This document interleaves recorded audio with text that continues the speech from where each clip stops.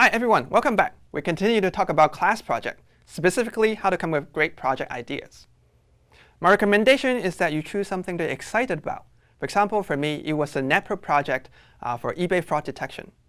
So I say choose something that's interesting. Interesting could be about computationally, could be about design, could be about visualization. Also, choose something that's impactful. For example, it could be something that helps people save lives, fight crimes, and so on. So work on something that's interestingly challenging so that you will learn more. A very good suggestion is that you look at the data sets on the course homepage. And usually looking at the data will give you an idea about what are the things that are possible. To help you think through the project ideas, every team needs to answer a list of questions called the Haymeyer questions. And it's a list of questions came up by George Haymeyer, who was a former director of DARPA. And DARPA, you can think of it as a research arm of the Department of Defense. It's a list of questions that every project proposer needs to answer. And you can think of it as a pre-flight checklist for successful projects. And for your project, you also need to answer these. And there are 9 of them. And at a first glance, you may think of them as, these are pretty easy questions. Why do we need to answer it? Exactly because they're easy questions, you often will overlook them. So let's go through them briefly. The very first question you want to answer is, what are you trying to do? So you may think that it's easy, but it's actually not, because you need to answer this using absolutely no jargon.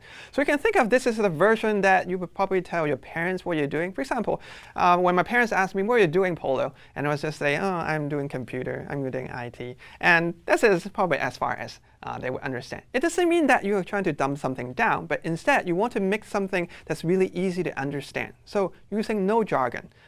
So it should be something that everyone should be able to understand. So second thing is that how is it done today? So as in, what's the limitation of the current practice? So why do you want to work on it? How is it better? Well, that is actually the third question. So you need to articulate very well what is new in your approach and why do you think it's going to be successful. And fourth thing is, who cares? So often when we come with ideas, we need to think about who are the users. So this is the answer to the question. And if you're successful, what difference are you going to make? So that means how are you going to affect people's life? And how are you going to measure them?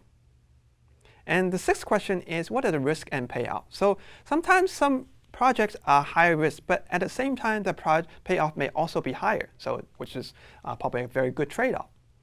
And 7, not all projects may have this, is how much it's going to cost. For example, for class projects, sometimes it may cost you nothing other than your time. But for some projects, maybe it does. For example, it may need some cloud computing time. And the 8th question is, how long it's going to take? So for this class project, probably easier to guess because this is the length of the semester.